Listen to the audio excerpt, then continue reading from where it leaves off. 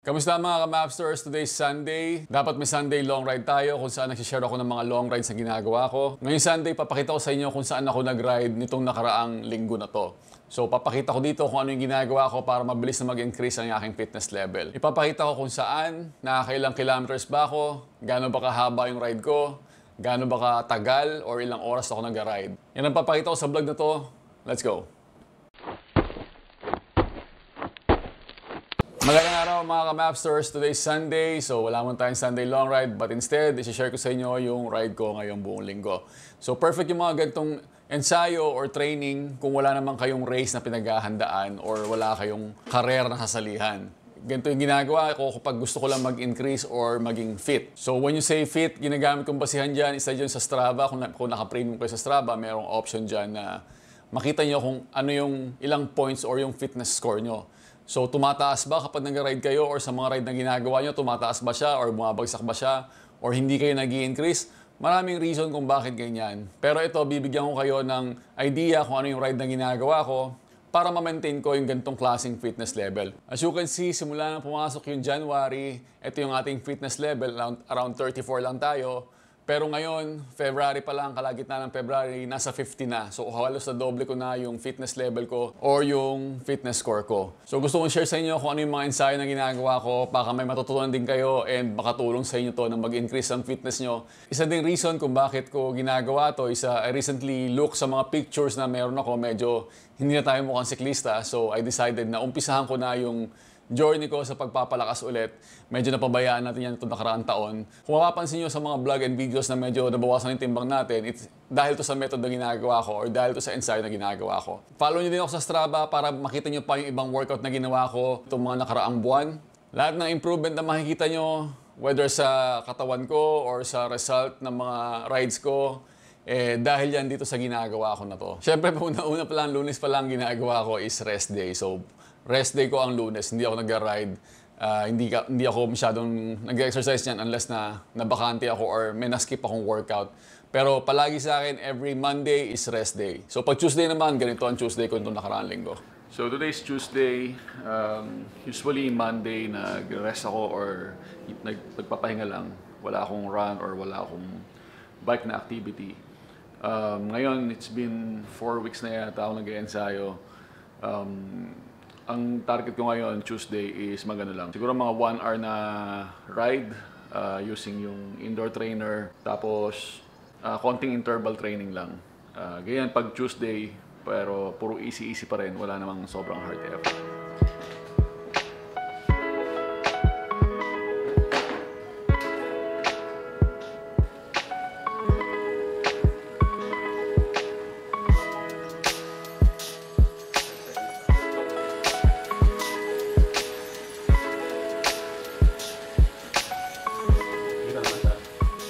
Tapos natin yung workout natin today, naka 58 minutes tayo, almost ng oras. Konting effort lang pero easy lang talaga yung workout. So bukas ulit. Ganun lang. So today's Wednesday, mag 50 plus kilometers tayo. So right now nakaka 35.6 kilometers tayo. Dito lang tayo nag-ride sa loob ng Clark. So after nito, diretso lang sa bahay and then bukas ulit. So I'm expecting na makaka 50 plus kilometers tayo or maybe 51, gano'n. Bukas, ride ulit. So tarawin tayo. Today is Thursday. Indoor trainer tayo ngayon. Pag sa indoor trainer, hindi naman masyado natin kino-cover yung distance dahil yung distance depende sa intensity yun ng workout. Usually pag indoor trainer, by minutes yung gagawin natin. So ngayon, gagawin ko is 90 minutes na somehow endurance ride lang. So easy-easy lang din. So pangatlong araw na to, still feel good. So ganun lang ginagawa ko. Tapos na tayo, 90 minutes, 36.69 kilometers. Ayan. So that's it for our Thursday. Bukas ulit. Okay, so it's Friday. Katapos ko lang mag-run. 8.5 kilometers, 56 minutes. So, yun yung Friday ko.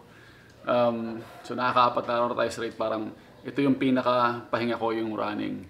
And then ngayon mag-ano lang ako, konting stretching and then ganoon lang, bukas ulit.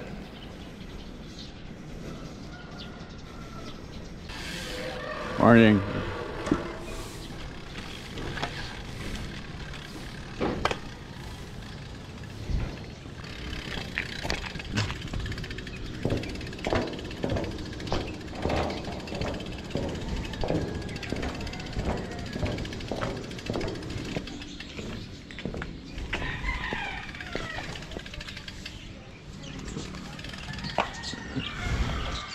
Good morning mga Mapsters. Today mag-ride tayo sa loob naman tayo ng Clark. Punta naman tayo sa Cycles and Brew. I-meet natin doon si Gob. Balita ako nakabukas yung tulay sa Clark papunta ng New Clark City, so dire-diretso yun. Sabi nila ma-action daw. Tingnan natin kung makakapasok tayo ngayon. Let's go.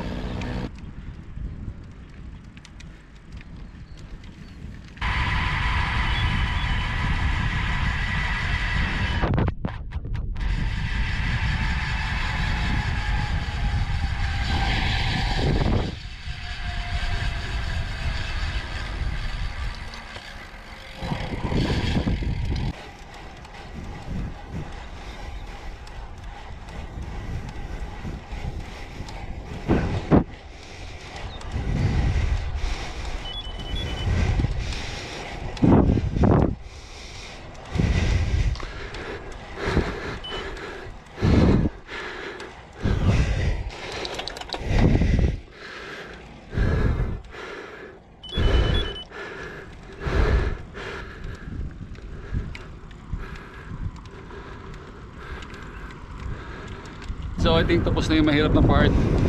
Papalik na kami ng New Clark City and then mag-MacArthur Highway na kami. So ako pauwi na, paikot na. Okay naman yung ruta dito.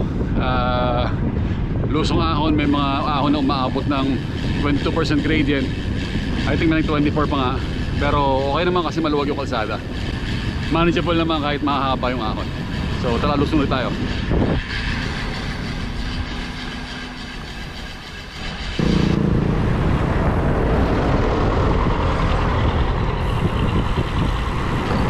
Saturday ride, naka 74 kilometers tayo kasama natin si Gob. Inikot natin yung New Clark City galing sa loob ng Clark. And ngayon nga, kanina Sunday, naka 20 kilometers tayo, 20.81 kilometers, pero actually hindi ko binasihan yung kilometers dito. Ang binasihan ko talaga is yung oras. So parang recovery ride lang siya. Easy lang para ma-maintain lang yung fitness ko and maging fresh pa rin tayo sa mga susunod na araw. Maiwasan natin pagkakasakit or pagka sobrang pagod. So, ang program ko talaga kaninang ginawa is 40 minutes na recovery ride. So, naka 48 minutes tayo and then 20 kilometers na easy riding lang.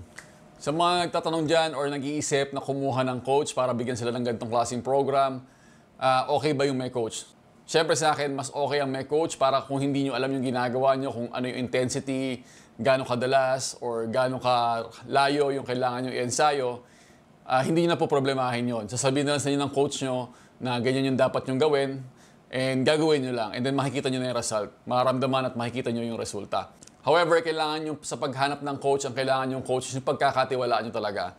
Kasi sometimes pag nagkamali kayo ng coach na kinuha, or hindi talaga marunong, or hindi magaling yung coach na kinuha nyo, posibleng dito kayo tama rin magbisikleta or magka-injury pa kayo or pwede rin kayo magkasakit lalo pa kayong humina dahil sa sobrang pagod.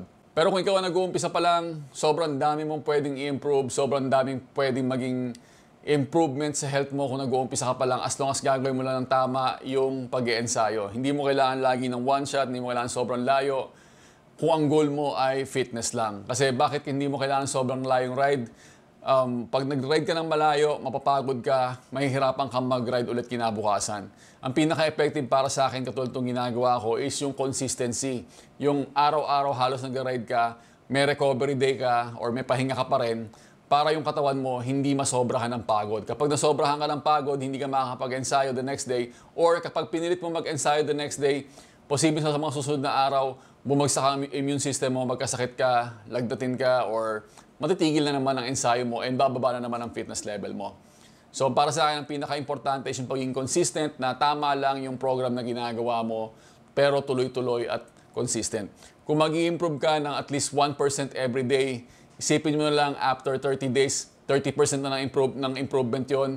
After 60 days, 60% na ng improvement yon. So ganun lang kalaki yung kailangan mong i-gain everyday para tumaas yung fitness level mo. So para sa akin naman na wala naman talagang karera or wala naman talagang pinaghahandaan, pwede akong kumuha ng coach, pero sa ngayon kung hindi mo afford ang coach or hindi ka willing magbayad ng extra, pwede mong aralin yung mga ginagawa nila or intindihin yung mga program paano ka mag-i-improve ang health mo. Lalo na kung hindi ka naman kakarera. Pero kung professional ka talaga, of course, kailangan mo ng coach na makakatulong sa'yo para malabas yung the best performance na magagawa mo. Isa pa nakakatulong sa akin is yung paggamit ng power meter, kasi yung power meter, mamameasure mo yung lakas na binibigay mo or yung pwersa na binibigay mo sa bisikleta. Which is napaka-importante kasi kung masusukat mo yung pwersa na binibigay mo, alam mo kung masyado ka nag-exceed ng effort or sumusobra sa pagod, or nakakapag-recover ka pa rin kahit nagbibisikleta ka. Isa pa nakakatulong sa akin na makatipid sa oras is yung indoor trainer. So napakadali na ilagay lang yung bisikleta, dyan na lang mag-ensayo. Yung 30 minutes mo, solve ka na doon sa ensayo mo para sa buong araw. So kung gusto niyo ng mas detalyadong explanation tungkol dito sa program na to or sa ginagawa ko na to, please join my YouTube channel kasi dyan sa YouTube channel ko na yan para sa mga member. I-explain ko tong detalyado and matututunan niyo kung ano yung ginagawa ko and ano yung pinagbabasihan ko para makita ko kung fit ba ako or nasosobrahan ako ng ensayo. Yan. Salamat sa dalawang members ng aking YouTube channel, si Fader Black tsaka si Julio M30. That's it for this Sunday episode. Thank you for watching. Don't forget to like and subscribe. Join my channel if gusto nyo pa matutunan tong ganitong klaseng workout. Thank you for watching. Go vegan!